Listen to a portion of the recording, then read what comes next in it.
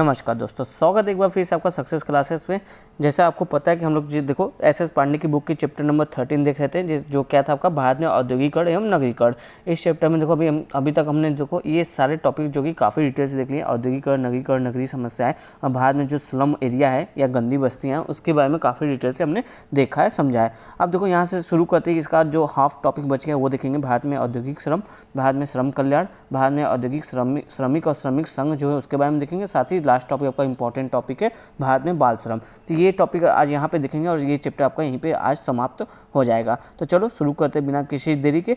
शुरू करने से पहले जो भी सारे मैं अभी तक चैनल को सब्सक्राइब नहीं किया, फटाफट से चैनल को से जुड़ जाइए। सब्सक्राइब करके बटन को देखिए, यहाँ पे नीचे आपका सब्सक्राइब का बटन रहेगा, सब्सक्राइब कीजिए और जुड़ जाइए। तो देखते हैं हमारा पहला टॉपिक क्या आता है, भारत में औद्योगिक श्रमिक। तो देखो इसके बारे में बताया जा रहा है, तो थोड़ा सा बैकग्राउंड के साथ शुरू करने की कोशिश करते हैं। राइटर एस पांडे जी बोलते हैं औद्योगिक समाजों में उत्पादन मुख्य रूप से मशीनों के जरिए किया जाता है। यानी जो औद्योगिक समाज है वहाँ पर उत्पादन मुख्य रूप से कहाँ होता है, मशीनों पर बल दिया जाता है, ना कि श्रमिकों पर। ये थोड़ा सा आप ध्यान दीजिएगा। जहाँ लोग अपना श्रम बेचते हैं और उसके बदले में उन्हें वेतन या मजदूरी मिलती है। यानी मशीनों के साथ साथ श्रमिक भी काम करे, जहाँ पे लोग जो कि अपना श्रम बेच के जो कि अपना वेतन या मजदूरी लेते हैं। ऐसा एस पांडे जी थोड़ा सा बैकग्राउंड के साथ बता रहे हैं। अब भारत में औद्योगिकरण के बारे में बात की जा रही है यहाँ से। तो भारत में औद्योगिकरण की शुरुआत देखो 1850 के दशक में हुई और इसी समय जो कि औद्योगिक मजदूर वर्ग का भी प्रादुर्भाव हुआ। यानी कि कहने का जब बाद में औद्योगिकरण 1850 के समय में आई थी, अच्छे से जब ब्रिटिशर्स लेकर आए थे, इंडस्ट्री वगैरह लगा रहे थे, तो उसी समय से देखो जो उद्योगों में जो मजदूर काम कर रहे थे, तो एक नया वर्ग जो कि नगरों में हमको देखने मिला, औद्योगिक मजदूर वर्ग, जो कि एक नया वर्ग हमको भारत में देखने को मिला। अब देखो इसमें किस चीज़ के उद्योग हो रहा था, कपास और पटसन के कारखाने देश के विभिन्न भागों में विकसित हुए। फिर इसको बताया जाता है कि आज़ादी के बाद ही कहीं भारत सरकार ने सचेतन रूप से अपनी पंचवर्षीय योजनाओं के जरिए औद्योगिकरण का प्रयास किया। यानी कि उस टाइम देखो जो अंग्रेज थे, उस टाइम कपास और पटसन के जो कारखाने थे उस पर काफ़ी ज़्यादा जो कि फोकस किया जाता था उद्योगों में। और देखो जो पहला और दूसरा विश्व युद्ध चला था उस समय जो कि उद्योगों से निर्मित चीज़ों का, कपड़े हो गए या फिर कुछ हथियार वगैरह हो गए, या मतलब जो भी उद्योग से निर्मित होता था उसकी काफ़ी ज़्यादा डिमांड होती थी। तब देखो यानी कि आपको कह लो first world war, second world war में औद्योगिकरण में काफ़ी तेज़ी से हमको वृद्धि भी देखने को मिली थी। तो आज़ादी के बाद बताया जा रहा है कि यहाँ पे जो पंचवर्षीय योजना है उसके जरिए जो कि भारत सरकार ने भारत के औद्योगिकरण का जो कि प्रयास किया कि भारत में भी औद्योगिकरण आए, पर यह प्रयास उतना सफल नहीं हो पाया। क्यों कि देखो यहाँ पे बताया जा रहा है कि 1960 से 1965 के मध्य कारखानों में रोजगार की बढ़ोतरी की दर देखो सिर्फ 6.6% थी और 1970 में कुल श्रम शक्ति का सिर्फ 2% ही लोग जो कि कारखानों में कार्यरत थे। यानी कि कारखाने में देखो अधिक से अधिक रोजगार नहीं थे, केवल 2% जितना श्रम शक्ति उसका केवल 2% लोग ही कारखाने में काम करते थे, और जो रोजगार की बढ़ोतरी दर थी वो भी बहुत कम थी, 6.6% ही थी। तो ये हमने देखा यहाँ पे थोड़ा सा बैकग्राउंड कि भारत में उद्योगों का क्या स्थिति रहा, कैसे सब कुछ चला। थोड़ा सा यहाँ पे बात की देखो हमारा जो इंपॉर्टेंट टॉपिक हो जाता है औपचारिक और अनौपचारिक क्षेत्र के श्रमिक। इस पे से यहाँ से आपका क्वेश्चन यूपीएससी में पूछा गया कि औपचारिक क्षेत्र और अनौपचारिक क्षेत्र पे श्रमिक या श्रम बल पे कमेंट करने के लिए शॉर्ट क्वेश्चन आए थे, तो ये इंपॉर्टेंट हो जाता है इसको आपको जानने के लिए। अब देखो मैं यहीं पर आपको मोटा मोटा समझा देता हूँ कि औपचारिक जिसको क्या बोलते हैं फॉर्मल ऑर्गेनाइजेशन, अनौपचारिक जिसको इनफॉर्मल सेक्टर भी बोलते हैं, राइट। अब देखो जो आपका औपचारिक क्षेत्र होगा यहाँ पे देखो जो श्रमिक होंगे उनको अच्छी आय मिलेगी, उनको सुख सुविधा सब कुछ मिलेगा। यानी उनको जैसे सुख सुविधा में क्या, उनको मेडिकल जैसे स्वास्थ्य के संबंध में कुछ हेल्थ से संबंधित कोई चीज़ चाहिए तो वो मिल जाएगा, आराम से गवर्नमेंट के थ्रू मिलेगा। फिर उसका इसी तरह देखो उनको पेंशन वगैरह भी मिलेगा, यानी जो सामाजिक सुरक्षा है वो सब कुछ मिलेगा। और जो भी मतलब सुख सुविधा होती है एक जॉब में वो सब कुछ यहाँ पर मिलेंगे आपका औपचारिक क्षेत्र में। लेकिन अनौपचारिक क्षेत्र में देखो यहीं पर अंतर आता है कि ये सब जो सुख सुविधाएँ यहाँ पर नहीं मिलेगी। यहाँ पर लोगों का आय भी देखो बहुत कम होता है इसके अपेक्षा, औपचारिक क्षेत्र की अपेक्षा। यानी एक तरह से देख लो आप जितने भी सरकारी नौकरियां हैं वो औपचारिक क्षेत्र के हैं, या फिर बड़े बड़े कॉर्पोरेट के जो नौकरियां वो जो कि फॉर्मल सेक्टर के हैं। जबकि अनौपचारिक क्षेत्र के वे जॉब वगैरह जैसे देखो जहाँ पे छोटे छोटे उद्योग है, छोटे छोटे जो कि दुकान, जैसे देखो कुछ दुकान जहाँ पे 8-10 स्टाफ काम करते हैं, तो ये सभी किस क्षेत्र में आएंगे श्रमिक, ये अनौपचारिक क्षेत्र में आएंगे। तो ये आपने मेजर अंतर समझिए कि औपचारिक क्षेत्र अनौपचारिक क्षेत्र क्या है। अब यहाँ से देखो पढ़ना शुरू करते हैं, यहाँ से आपको जो कि और भी क्लियर होगा। तो पहले जो कि फॉर्मल सेक्टर जो है यानी औपचारिक क्षेत्र जहाँ पर जो कि श्रमिकों को सुख सुविधा मिलती थी उसकी बात कर रहा है। तो देखो बताया जाए कि औपचारिक या संगठित क्षेत्र, औपचारिक क्षेत्र को ही संगठित क्षेत्र हम लोग कहते हैं, ठीक है, या इसको फॉर्मल सेक्टर भी कहा जाता है, राइट। तो औपचारिक या संगठित क्षेत्र में कार्यरत मजदूरों का रोजगार स्थायी होता है, यानी इनको जो मालिक जो कि ज़बरदस्ती निकाल नहीं सकता है। इसको जब भी निकाला जाएगा तो कुछ इसके संबंध जो नियम कानून होंगे ना उसी को फॉलो करके ही जो कि इनको निकाला जा सकता है। ऐसे मनमर्जी नहीं निकाल सकता है कोई भी इनको जॉब से, राइट। सभी मजदूरों को कुछ अधिकार और कुछ सुविधाएं भी मिलती है औपचारिक क्षेत्र में। मालिक उसे रोजगार से तभी हटा सकता है जब उसके द्वारा रोजगार से संबंधित शर्तों या कानूनों का उल्लंघन किया गया हो, तभी जो है कि उनको जॉब से हटाया जा सकता है। और जॉब से हटाने से पहले भी जो कि 1 महीने या 2 महीने का पहले का नोटिस देना पड़ेगा। ऐसा नहीं कि आप आए और तुरंत उनको फायर कर दिया, ऐसा नहीं कर सकते। आपको 2 महीने या 3 महीने का जो भी प्रावधान होगा उसका नोटिस देने के बाद ही जो कि उनको निकालेंगे आप, ठीक है। इस तरह की सुविधाएं यहाँ पे दी जाती है श्रमिकों को। फिर देखो बोला जा रहा है यहाँ पे वह मालिक की कृपा पर आधारित नहीं होता है, बल्कि कानूनों द्वारा परिभाषित एवं निश्चित होती है। यानी वो जो कि कैसे जॉब से निकलेंगे, कैसे निकाला जाएगा, ये सब कुछ जो कि नियम, एक रूल बुक होता है, रूल एंड लॉ होता है, उसके थ्रू जो कि इनको निकाला जा सकता है, उसके प्रावधानों को फॉलो करते हुए। अब देखो औपचारिक या संगठित क्षेत्र में काम के संबंध में कई नियम हैं। इस संदर्भ में देखो फैक्ट्री एक्ट 1948 तथा औद्योगिक विवाद अधिनियम 1947 महत्वपूर्ण है। फैक्ट्री एक्ट संगठित क्षेत्र को परिभाषित करता है। जो आपका फैक्ट्री एक्ट 1948 था वो देखो जो फॉर्मल सेक्टर है यानी संगठित क्षेत्र है उसको देखो परिभाषित भी करता है। इस अधिनियम के तहत आने वाले किसी भी कारखाने को कुछ ऐसी शर्तों और नियमों का पालन करना पड़ता है जिनका संबंध काम के घंटों, विश्राम, छुट्टियों, स्वास्थ्य और सुरक्षा आदि से होता है, जबकि औद्योगिक विवाद कानून मजदूर को काम के दौरान पैदा हुए विवादों से सुरक्षा प्रदान करता है। यानी जो आपका फैक्ट्री एक्ट है वो क्या करता है, और जो आपका मजदूर से विवाद संबंधी जो एक आपका एक्ट था वो क्या काम करता है, तो वही इसके बारे में बताया जाए। जो आपका फैक्ट्री एक्ट है वो देखो ये निर्धारित करता है कि कोई भी श्रमिक है वो उसके काम के घंटे कितने, मतलब कितने देर तक वो काम करेगा ये फिक्स होगा। उसको कब कब जो कि विश्राम करने का समय दिया है, जैसे लंच कब उसका होगा, कब जो कि उसको शाम को या सुबह ब्रेकफास्ट होगा कब मिलेगा, ये सब चीज़ें जो कि फिक्स होता है। उसकी छुट्टियाँ कितनी होंगी, कब कब छुट्टियाँ होंगी, ये सब चीज़ें जो कि पहले से ही तय होती है। उसके स्वास्थ्य का ध्यान रखा जाएगा। उसको अगर कुछ मेडिकल कुछ दिक्कतें होती है तो उसका मेडिकल का जिम्मेदारी जो कि जहाँ जिस कंपनी में काम कर रहा है वो कंपनी उठाएगी। अगर या तो अगर सरकारी नौकरी कर रहा है तो सरकार उठाएगी। तो इस तरह की चीज़ें जो कि यहाँ पे उसको सुविधाएं दी जाती हैं। और जो आपका औद्योगिक विवाद से संबंधित एक्ट था वो जो औद्योगिक विवाद जो होता है जैसे कि समय पे उनको वेतन ना देना या वेतन की मात्रा कम कर लेना या फिर रोजगार का स्वरूप थोड़ा सा चेंज कर देना, तो इस तरह की जो विवाद होती है तो वो उस विवाद से निपटने के लिए आपका औद्योगिक विवाद वाला एक्ट 1950 का था, उसके थ्रू जो कि इस तरह की चीज़ें जो कि सुलझाई जाती हैं। अब जैसे देखो इसमें बोला जा रहा है कि इनके अलावा भी कई और अधिनियम हैं, जैसे न्यूनतम वेतन अधिनियम, बोनस भुगतान अधिनियम, प्रोविडेंट फंड अधिनियम, कर्मचारी राज्य बीमा अधिनियम आदि जो मजदूरों की सुरक्षा और सुविधाओं को मुहैया कराते हैं। मतलब ये भी कुछ ऐसे देखो औपचारिक क्षेत्र के लिए जो कि गवर्नमेंट ने एक्ट बनाया है, जिससे जो कि जो आपके मजदूर हैं उनको जो कि सुरक्षा, सामाजिक सुरक्षा दी जाएगी और उनको कुछ ना कुछ सुविधाएँ जो कि दी जाएंगी। फिर देखो कहा जाएगा यहाँ पे बताया कि औपचारिक क्षेत्र के मजदूर अपने ट्रेड यूनियन भी बना सकते हैं। मतलब वो अपना एक संगठन बनाते हैं जिसको क्या बोलते हैं, ट्रेड यूनियन, आपने सुना होगा। इसके द्वारा तमाम कानूनों प्रावधानों को अमल में लाए जाने की गारंटी होती है। यानी अगर कोई मान लो एक्ट वगैरह जो ये ऊपर एक्ट दिए हैं अगर इसको ठीक से लागू नहीं किया जाता है कंपनी के मालिकों द्वारा, तो ये क्या करेंगे, ये ट्रेड यूनियन के साथ इकट्ठा होकर जो कि इसके खिलाफ जो कि कार्रवाई करेंगे। यानी दबाव समूह का एक तरह से दबाव समूह के रूप में काम करते हैं, जिसके द्वारा जो कि जब सारे मजदूर इकट्ठा हो जाएंगे तो इनकी बात को कंपनी को सुनना ही पड़ेगा। तो इस वजह से जो कि इनके लिए जो कि जो श्रमिक है औपचारिक क्षेत्र के उनके लिए देखो ट्रेड यूनियन एक तरह से दबाव समूह का काम करता है। तो यहाँ तक आपने देख लिया औपचारिक समूह क्या है, औपचारिक क्षेत्र क्या है, आपको अच्छे समझ में आ गया। अब देखो आते अनौपचारिक क्षेत्र में श्रमिक की बात करते हैं। शुरू करने से पहले जैसे हमने यहाँ पे बताया था कि अनौपचारिक क्षेत्र में क्या होता है, आपको समझ में आ गया। मतलब यहाँ पे देखो बताया जा रहा है, थोड़ा सा देख लेते हैं। फिर इसका थोड़ा जो करंट का यहाँ पे करंट का कुछ डेटा वगैरह है वो मैंने यहाँ पे ऐड कर दिया, जो बुक में नहीं दिया था वो हम देखेंगे। पहले थोड़ा सा अनौपचारिक क्षेत्र के श्रमिक के बारे में यहाँ पे पढ़ लेते हैं, समझ लेते हैं। थोड़ा सा जूम आउट करते हैं, हाँ अभी ठीक है। देखो कहा जा रहा है छोटे कारखानों संस्थानों के मजदूरों के अलावा में भी ऐसे मजदूर बड़ी संख्या में है जिन्हें नियमित श्रमिकों की सुविधाएं नहीं मिलती, यानी इनको देखो श्रम सुविधाएं नहीं मिलती। ये श्रमिक देखो ठेका मजदूरों या अनियमित श्रमिकों के रूप में नियुक्त किए जाते हैं। इस क्षेत्र में कई ऐसी समस्याएं जो रोजगार की स्थितियों और शर्तों को काम की सुरक्षा के संदर्भ में देखी जा सकती है। मतलब जो आपके अनौपचारिक क्षेत्र के जो श्रमिक होते हैं उनको काफ़ी ज़्यादा जो कि समस्या का सामना करना पड़ता है। उनको सुख सुविधाएं जैसे औपचारिक क्षेत्र को मिलती है वैसे इनको जो कि सुख सुविधाएं भी नहीं मिलती है। जैसे देखो क्या क्या समस्या है यहाँ बताया जाए कि ऐसे श्रमिक निश्चित समय के लिए ही रखे जाते हैं। मान लो ऐसा नहीं कि इनको परमानेंट स्थायी जॉब नहीं होता इनका जब तक इनका काम है तब तक रखेंगे, वरना इनको फायर कर दिया जाता है, यानी कि जॉब से निकाल जाता है। इन मजदूरों को साधारणतः न्यूनतम वेतन के अतिरिक्त कोई अधिकार नहीं प्राप्त होता है। इनको जो एक बार वेतन तय हो जाता है बस उतना ही वेतन मिलता है, उसके अलावा कोई अधिकार इनको नहीं दिया जाता है। और साथ ही देखो इन्हें नौकरी की भी कोई सुरक्षा प्राप्त नहीं होती। अगर इनको जब मालिक का मन हो तब हटा देंगे, ऐसा नहीं कि इनके लिए कोई एक्ट वगैरह है जिसकी वजह से जो कि इनको जो कि मालिक न हटा पाए, ऐसा कोई प्रावधान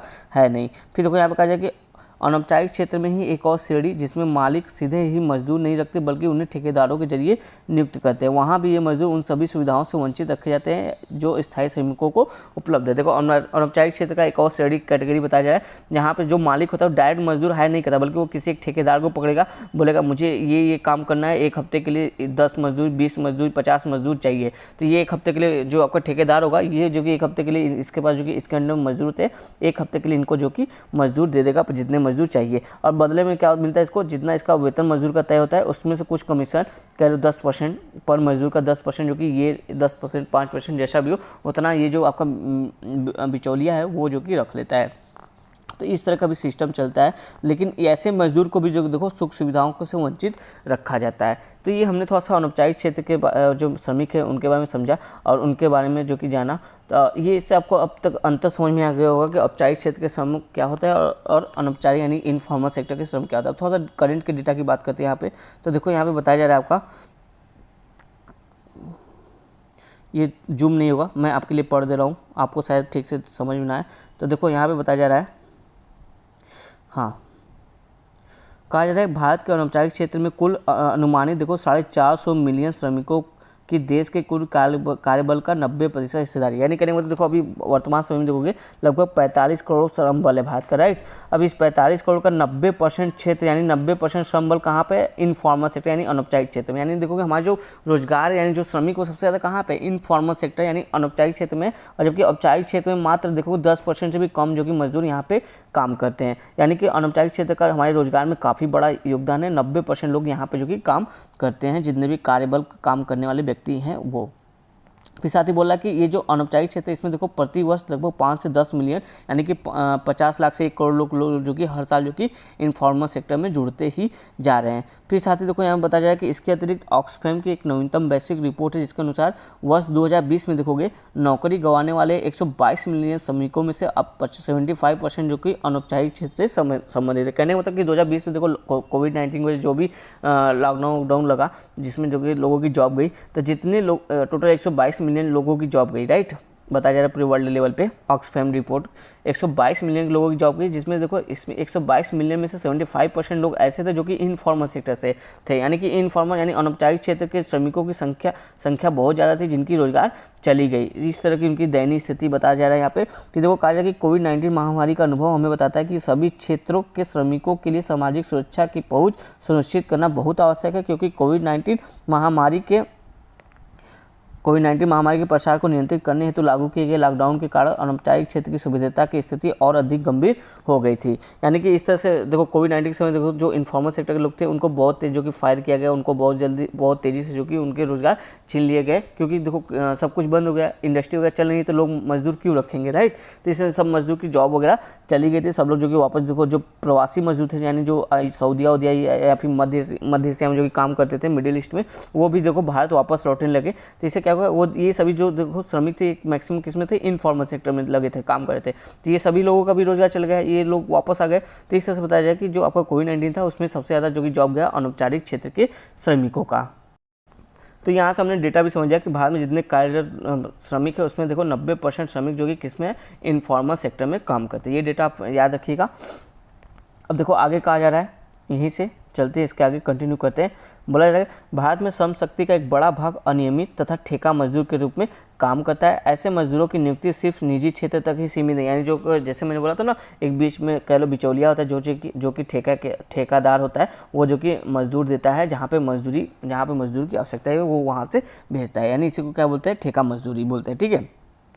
तो बोला जा रहा है कि ये जो ठेका मजदूर जरूरी नहीं कि केवल इनफॉर्मल सेक्टर में होता है, ये देखो फॉर्मल सेक्टर यानी औपचारिक क्षेत्र जहाँ होते हैं आपके, वहाँ पे भी जो कि ठेका मजदूर के जरिए अनौपचारिक क्षेत्र के जो कि श्रमिक भी लगाए जाते हैं। यानी एक समझो एक तरह से जो मान लो ये कोई कंपनी ए है, यानी ये एक फॉर्मल सेक्टर वाली कंपनी, बड़ी कंपनी है, यहाँ पे जितने लोग काम करते हैं उनको सभी सामाजिक सुरक्षा मिलती है, ये सभी जो कि कानून के दायरे में आते हैं। थोड़ा सा मैं यहाँ पे क्लीन कर देता हूँ।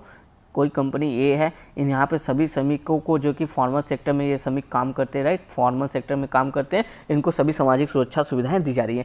अब क्या होता है, कुछ काम ऐसे होते हैं श्रमिक कंपनी ए के जिसके लिए देखो ये अब चूँकि ये फॉर्मल सेक्टर के यहाँ पे लोग काम कर रहे हैं, राइट, तो इनके वेतन बहुत हाई होते हैं, 40,000, 50,000, 60,000, 70,000 रुपये महीने की इनकी सैलरी वगैरह होती है, राइट। तब कुछ काम ऐसे होते हैं ये कंपनी ए का जिसको करने के लिए इसको देखो टेम्परेरी कुछ टाइम के लिए और आदमी चाहिए होते हैं, और जो ऐसा भी नहीं कि बहुत स्किल वाले आदमी चाहिए, तो मतलब जो मेहनताना है जिसमें मेहनत बहुत ज़्यादा लगे, शारीरिक श्रम बहुत ज़्यादा है, ऐसे लोगों की जरूरत पड़ती है। तो ये जो आपका औपचारिक क्षेत्र वाली कंपनी है, ये क्या करती है, ठेका पे, यानी जो आपका ठेका मजदूरी है उसके जरिए जो कि अनौपचारिक क्षेत्र के श्रमिकों को अपने यहाँ हायर करती है, जितने टाइम के लिए इसको चाहिए और जितने श्रमिक चाहिए उतनी मात्रा में, राइट, वो उतने श्रमिकों को ये लेगी, अपना काम करवाएगी और इनको फिर से छोड़ देगी, यानी इनको फिर से अपने यहाँ से निकाल देगी जितना में तय हुआ था जितने दिन के लिए। तो यानी कि जरूरी नहीं कि जो ठेका मजदूर है वो केवल औपचारिक क्षेत्र में काम करते, बल्कि वो अनौपचारिक क्षेत्र में भी ठेका मजदूर केवल अनौपचारिक क्षेत्र में काम नहीं करते, बल्कि वो औपचारिक क्षेत्र में भी काम करते हैं ठेका मजदूरी के जरिए। कहने का मतलब बस इतना ही था, आपको समझाने के लिए ये सब थोड़ा सा डायग्राम वगैरह बनाना पड़ा। ठीक है, उम्मीद है आपको समझ में आया होगा। अब देखो यहाँ पे कहा जा रहा है ऐसे श्रमिक केवल खास तरह के कार्यों के लिए ही नियुक्त किया जाता है, यानी जो ठेका के जरिए जो कि औपचारिक क्षेत्र में श्रमिक यूज किए जाते हैं अनौपचारिक क्षेत्र के, वो केवल खास तरह के कामों के लिए ही नियुक्त किए जाते हैं, काम होने के बाद उनको निकाल दिया जाता है। फिर देखो कहा जाए कि अनौपचारिक, एक सेकेंड, हाँ, अनौपचारिक या असंगठित क्षेत्र के मजदूर उन्हें काम की सुरक्षा या तो मिलती ही नहीं है या नगण्य मिलती है, यानी जो अनौपचारिक क्षेत्र के या असंगठित क्षेत्र के जो मजदूर है उनको काम की सुरक्षा नहीं मिलती है मैक्सिमम, मान के चलो, या फिर अगर उनके संबंध में कोई कंपनी छोटी मोटी जो उद्योग है वो प्रावधान भी करती तो वो इम्प्लीमेंट वगैरह उतना करती नहीं, केवल दिखाने के लिए कर देते कि हाँ मेरे यहाँ जो कि इस तरह के प्रावधान है मजदूरों के सामाजिक सुरक्षा को लेके, राइट। फिर देखो यहाँ पे कहा जाए कि वेतन कम मिलता है, यानी जो अनौपचारिक क्षेत्र के या असंगठित क्षेत्र के मजदूर उनका वेतन काफ़ी कम होता है, तथा काम की स्थितियाँ या शर्तें निश्चित नहीं होती हैं, मतलब उनको किसी भी कंडीशन में काम करा लिया जाता है 300 रुपये पर डे पे, 500 रुपये पर डे के हिसाब से, इस तरह से, और उनका कोई निश्चित नहीं होता कि आपको कितने घंटे काम करने हैं या फिर कहाँ काम करने हैं या एक अच्छा माहौल मिलेगा कि नहीं मिलेगा, इस तरह का कोई भी निश्चित शर्त वगैरह नहीं होता है। तो यानी कि कहने मतलब जो आपका अनौपचारिक क्षेत्र का मजदूर है वो उसकी स्थिति बाद में थोड़ी सी दयनीय देखने को हमको मिल रही है। तो देखो कहा जाएगा सामान्यतः इस क्षेत्र के उद्योग छोटे आकार के होते हैं, यानी अनौपचारिक क्षेत्र के उद्योग जो कि छोटे आकार के होते हैं और छोटी संख्या में श्रमिक नियुक्त किए जाते हैं, जैसे मान के चलो 10 से 15, 20 मैक्सिमम, मान लो 30 भी मजदूर मैक्सिमम मोटा इतने ही नियुक्त किया जाता है, जिससे वे फैक्ट्री एक्ट के दायरे में नहीं आते। अब चूँकि फैक्ट्री एक्ट के दायरे में आना है तो कम से कम 100-200 मजदूर जो कि एक साथ काम करने चाहिए, जबकि देखो ऐसे बहुत से छोटे छोटे उद्योग हैं जहाँ पर 20 से 30 लोग जो कि काम करते हैं, इसलिए देखो फैक्ट्री एक्ट के दायरे में नहीं आते, इसलिए उनको जो सामाजिक सुरक्षा की उनको मिलनी चाहिए वो नहीं मिल पाती है। इस तरह से हमने देखा कि अनौपचारिक क्षेत्र की स्थिति क्या है। अब देखो कहा जा रहा है कि इस क्षेत्र में, ये देखो इंपॉर्टेंट लाइन यहाँ पर आता है कि इस क्षेत्र में बड़ी संख्या में देखो महिला व बाल श्रमिकों की उपस्थिति देखी गई है, यानी जो अनौपचारिक क्षेत्र है उसमें सबसे ज़्यादा जो कि कौन काम करते हैं, जो महिलाएँ होती हैं और जो बच्चे होते हैं वो देखो ज़्यादातर देखे गए इस क्षेत्र में काम करते हुए क्योंकि औपचारिक क्षेत्र में महिला रोजगार की संभावनाएं कम हो गई हैं, इसलिए महिलाओं को ज़्यादातर अनौपचारिक क्षेत्र में काम करने के लिए निर्भर रहना पड़ रहा है। यानी कि औपचारिक क्षेत्र में महिलाओं को काम ज़्यादा है नहीं, थोड़े बहुत एरिया में ही उनको काम मिलता है, जिसको क्या बोलते हैं पिंक कॉलर जॉब, यानी उनके लिए कुछ फिक्स एरिया ही है जहाँ पे वो काम करती है। पर अब इसमें भी बहुत ज़्यादा जॉब है नहीं, औपचारिक क्षेत्र में बहुत लिमिटेड सीट वगैरह आती हैं, वैकेंसी वगैरह, इसलिए जो कि ये महिलाएँ जो कि अनौपचारिक क्षेत्र में काम करती हैं उनको उस पर निर्भर रहना पड़ता है। लेकिन देखो अब अनौपचारिक क्षेत्र में महिलाएं और बच्चे ही क्यों हैं, इसका भी देखो एक मुख्य कारण क्या है कि जो महिला और बच्चे हैं ना, ये एक सस्ता श्रम है, यानी जो छोटे उद्योग है उनको लगता है कि अगर हम इनको लेंगे तो ये जो कि कम वेतन में भी मेरा सारा काम कर देंगे, जितना एक पुरुष अगर आएगा उसी काम को करने के लिए तो वो ज़्यादा वेतन लेगा। तो इसलिए अनौपचारिक क्षेत्र में जो महिलाएँ हैं और बच्चे हैं उनको जो कि ज़्यादा हायर किया जाता है, क्योंकि वो देखो बोला जा रहा है यहीं पे कि भारत में सस्ते श्रम और न्यूनतम लागत की वजह से अनौपचारिक क्षेत्र का तीव्र विस्तार भी हुआ है। इसी कारण से इसमें रोजगार के अवसर भी ज़्यादा हैं। अनुमान है कि औपचारिक क्षेत्र का कुल उत्पादन राष्ट्रीय आय का 2/3, यानी जो अनौपचारिक क्षेत्र का जितना उत्पादन होता है वो जितना नेशनल इनकम उसका 2/3 जो कि अनौपचारिक क्षेत्र से नेशनल इनकम का योगदान है। अनौपचारिक क्षेत्र का सकारात्मक पहलू यह है, तो अनौपचारिक क्षेत्र का एक सकारात्मक पहलू भी बताया जा रहा है कि यह अकुशल श्रमिक हो, यानी मान लो कोई ऐसे श्रमिक हैं जिनके पास स्किल वगैरह नहीं है, वो कोई काम को मतलब स्पेशलिस्ट कुछ काम उसको करना नहीं जानते, राइट, तो ये अकुशल श्रमिकों को रोजगार दे पाता है, या जो या तो बेरोजगार रहते हैं या फिर किसी मजदूर की तरह जीवन निर्वाह करते हैं। यानी जो कुछ ऐसे लोग हैं जो बेरोजगार हैं, उनको कोई काम नहीं मिला, अच्छा ढंग का काम नहीं मिला है, तो अनौपचारिक क्षेत्र का ये सकारात्मक बात है कि अगर इनको कहीं काम नहीं मिला तो यहाँ पे इनको कुछ ना कुछ काम मिल जाएगा, यानी ये बेरोजगार नहीं बैठे रहेंगे। ऐसे कृषि मजदूर होते हैं जो देखो जब सीजन होता है तब इनको काम मिलता है, जब सीजन नहीं होता खेती का तब ये क्या करते हैं, ये 4 से 5 महीने जो कि बेरोजगार की तरह बैठे होते हैं। तो अनौपचारिक क्षेत्र जो को इनको अवसर देता है कि आप तब तक जो कि बैठे मत रहिए, आइए यहाँ पे हमारे साथ काम कीजिए। तो ये इसका एक पॉजिटिव साइड है, सिर्फ एक ही मिलता है हमको, ज़्यादा कुछ पॉजिटिव तो है नहीं, तो एक तरह से अब इसका सकारात्मक पॉइंट भी जानते रहिए। अब देखो यहाँ पे कहा जाए कि जो औपचारिक क्षेत्र और अनौपचारिक क्षेत्र हमने काफ़ी डिटेल से समझा देखा जाना। अब बोला कि इसमें देखो आपस में संबंध भी हैं, औपचारिक और अनौपचारिक क्षेत्र का जो श्रम है उसमें देखो संबंध है। क्या संबंध है ये देखो इंपॉर्टेंट हो जाता है कि हो सकता है आपसे डायरेक्ट ऐसे औपचारिक और अनौपचारिक क्षेत्र में संबंध कमेंट करने के लिए आ जाए, तो आपको पता होना चाहिए कि इन दोनों में कैसे संबंध है। तो देखो तीन चार आधार पर संबंध बताया जाता है। जैसे बोला जाता है कि दोनों देखो बिल्कुल पृथक है। अगर आप आपने देखा ही, एक को ज़्यादा सुरक्षा, ज़्यादा सैलरी, ज़्यादा सुविधाएं मिल रही, जबकि एक को असुरक्षा की स्थिति है, सैलरी भी कम है और सुविधाएं भी नाम मात्र हैं, या कुछ खास नहीं है, राइट। ये अंतर देखा। लेकिन दोनों में देखो घनिष्ठता भी पाई जाती है। किस आधार पर घनिष्ठता पाई जाती है वो यहाँ पर हम देखते हैं। जैसे बोला है कि औपचारिक क्षेत्र के अंदर ही अनियमित तथा ठेका श्रम के रूप में अनौपचारिक क्षेत्र की उपस्थिति दोनों के मध्य आपसी संबंध को प्रदर्शित करती है। जैसे हमने पहले पढ़ा था कि जो औपचारिक क्षेत्र की कंपनी ये थी, ये जो कि अपने कुछ काम इनको पड़ जाते हैं ऐसे जरूरत, जहाँ पर श्रमिकों की जरूरत होती थी, क्या करते हैं ठेका मजदूर के जरिए जो कि अनौपचारिक क्षेत्र के लोगों को हायर कर लेते हैं। तो यानी इसमें औपचारिक क्षेत्र और अनौपचारिक क्षेत्र एक साथ काम कर रहे हैं, भले उनका काम अलग अलग हो लेकिन इसके साथ ही जुड़े हुए हैं। तो इस तरह से इसमें संबंध दिखाई दे रहा है, बताया जा रहा है। फिर देखो और क्या संबंध बताया जा रहा है कि उत्पादन के क्षेत्र में भी औपचारिक बड़े क्षेत्र और अनौपचारिक लघु क्षेत्र के संबंधों को देखा जा सकता है। यानी उत्पादन के क्षेत्र में आप देखोगे तो फॉर्मल सेक्टर और इनफॉर्मल सेक्टर देखोगे मिलजुल के ही काम करते हैं। जैसे यहाँ पर देखो बताया जा रहा है, एक एग्जांपल के तौर पर हम समझते हैं, जैसे मान लो कोई कार बनाने वाली कोई मैन्युफैक्चरिंग वाली कंपनी है, राइट। वो कार मार्केट में बनाती है, जैसे हुंडई ले लो, होंडा ले लो, टाटा ले लो, कुछ भी ले लो, ऐसी कंपनी जो कार बनाती है। अब देखो ये जरूरी तो नहीं कि कार का हर एक प्रोडक्ट, हर एक चीज़ जो उनको जरूरत है वो स्वयं बनाए। जैसे यहाँ बोला जाए कि टायर, जैसे देखो MRF का टायर लगता है,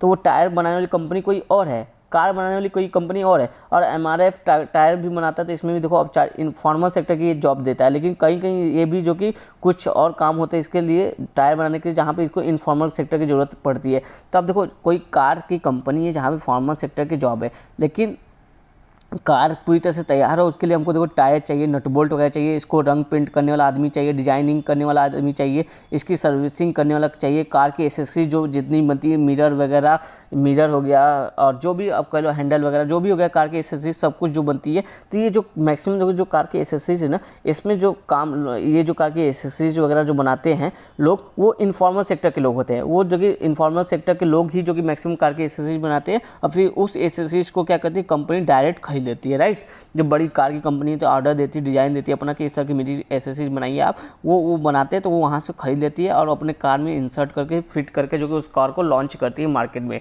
तो इस तरह से देखो क्या हो रहा है कि उत्पादन के क्षेत्र में जो फॉर्मल और इनफॉर्मल कंपनी एक साथ मिलकर एक तरह से काम करती है। तो यहाँ पे इस तरह की बातें कहा जा रहा है। फिर साथ ही देखो इसमें एक और संबंध बताया जा रहा है कि इन दोनों क्षेत्रों का आपसी संबंध एक शोषणकारी संबंध के रूप में भी देखा जाता है। यानी कि अनौपचारिक क्षेत्र अपना बाजार नहीं ढूंढ पाते, देखो अनौपचारिक क्षेत्र के पास ज़्यादा अवसर नहीं होते। अब उसको ये होता है कि कहीं भी हमको काम मिले, हमको जो कि काम और अपना करना है, राइट। तो इसके लिए क्या होता है, औपचारिक क्षेत्र का यानी जो फॉर्मल सेक्टर होता है, कंपनियां होती हैं, वो इसका फ़ायदा उठाती हैं, चूँकि वो बेहतर स्थिति में होती हैं, यानी वो अच्छा नेगोशिएट करने की स्थिति में होती है। अगर ये मान लो कोई एक ए, कोई बी, कोई सी है, राइट। ये तीनों देखो इनफॉर्मल सेक्टर की कंपनी है। यहाँ पे मान के चलो मजदूरों की संख्या 20, यहाँ पे भी 20, यहाँ पे भी 20 है, राइट। अब ये क्या करेगा, इसकी स्थिति अच्छा है, इसको जॉब चाहिए, इसको मतलब कुछ श्रमिक चाहिए, ये जो आपका फॉर्मल सेक्टर की कंपनी है, पर इसके पास देखो बहुत 90% हमने देखा था टोटल कार्यबल का 90% किसमें, इनफॉर्मल सेक्टर में। तो इसके पास तो इनफॉर्मल सेक्टर की जो कंपनियां बहुत सारे हैं, ABCDE बहुत सारे हैं। अब ये क्या करते हैं, ये सबसे डील करते हैं, बोलते हैं भैया हमको इतने श्रमिक चाहिए, आप कितने में दोगे, पर श्रमिक के हिसाब से बता दो इतने दिन के लिए। तो ये बोलेगा पर श्रमिक मान के चलो 300 रुपये पर डे, ये बोल देगा 280 रुपये पर डे, ये बोल देगा 270 रुपये। तो अब ये कंपनी क्या करेगी, 270 रुपये वाले को हायर कर लेगी, इन दोनों को छोड़ देगी। तब इससे देखो जो श्रमिक है उसका देखो मजदूरी कम हो गया है, उसको उचित मजदूरी नहीं मिले। इस आधार पर कहा कि इनकी जो कि शोषण भी किया जाता है, शोषण के आधार पर भी इनमें संबंध हमको देखने को मिल रहा है। तो एक संबंध ये बताया जा रहा है कि शोषण के आधार पे, दूसरा आपका बताया गया उत्पादन के आधार पे, और आपका एक पहला जो बताया था ठेका श्रम के आधार पे भी, जो कि आपका औपचारिक और अनौपचारिक क्षेत्र के श्रमिकों के मध्य संबंध देखने को मिलता है। तो यहीं पे हमारा जो कि फॉर्मल इनफॉर्मल सेक्टर वाला जो कि टॉपिक खत्म होता है एसएस पढ़ने से। फॉर्मल इनफॉर्मल वाला जो टॉपिक है ना, इसको बेटर होगा आप करंट से लिंक करिए, करंट से जो कि जो द हिंदू वगैरह में जो न्यूज़ वगैरह आते हैं वहाँ से इसको ऐड करेंगे तो ज़्यादा बेहतर होगा। तो वहीं से आप अगर कोई आर्टिकल वगैरह इधर बीच आएगा तो मैं ज़रूर जो कि इसको अलग से करा दूंगा एक बार, और एक वीडियो इसमें आएगा फॉर्मल इनफॉर्मल का, जो कि जिसमें करंट से सब ओरिएंटेड जो कि सभी चीज़ें यहाँ पे होंगी।